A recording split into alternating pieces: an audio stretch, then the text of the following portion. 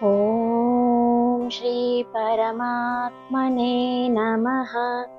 गुरुवायुपुराधीशं विष्णुं नारायणं हरिं वासुदेवं जगन्नाथं कृष्णं वन्दे जगद्गुरुं। हरिः ॐ श्रीगुरुभ्यो नमः। हरिः ॐ। శ్రీమన్నారాయణీయము అష్టమ స్కంధ పరిచ్ఛేదము 32వ దశకము మత్స్యావతారము.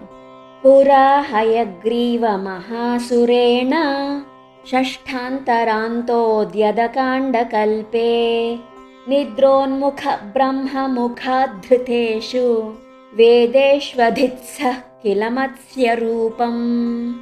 సత్యవ్రతస్య ద్రమిళాధిభర్తుః నదీజలే తర్పయతస్తదానీం कराञ्जलौ सञ्ज्वलिताकृतिस्त्वम् अदृश्यताः कश्चन बालमीनः.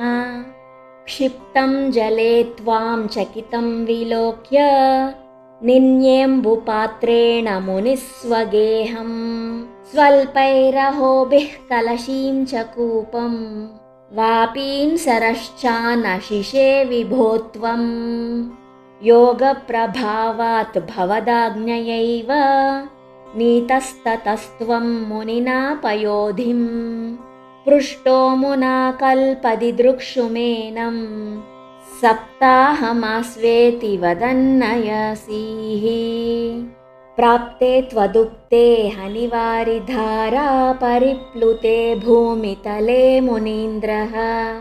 सप्तर्षिभिः सार्धमपारवारिन् युद्घूर्णमानः शरणं ययौ त्वां. धरां त्वदादेशकरीमवाप्तां नौरूपिणीमारुरुहुस्तदा ते. तत्कम्पकम्प्रेषु च तेषु भूयः त्वमम्बुधेराविरभूर्महीयान्. झुषाकृतिं योजनलक्षदीर्घां दधानमुच्चैस्तरतेजसं त्वां. निरीक्ष्य तुष्टा मुनयस्त्वदुक्त्या त्वत्तुङ्गशृङ्गे तरणिं बबन्धुः. आकृष्टनौको मुनिमण्डलाय प्रदर्शयन् विश्वजगद्विभागान्. संस्तूयमानो नृवरेण तेन ज्ञानं परं चोपदिशन्नचारीः. कल्पावधौ सप्तमुनीन् पुरोवत् प्रस्थाप्य सत्यव्रतभूमिपन्तम्. वैवस्वताख्यं मनुमादधानः क्रोधाद्धयग्रीवमभिद्रुतो भूः.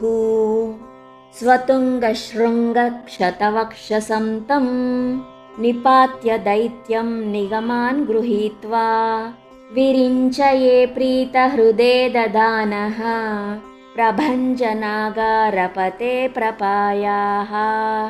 श्रीहरये नमः.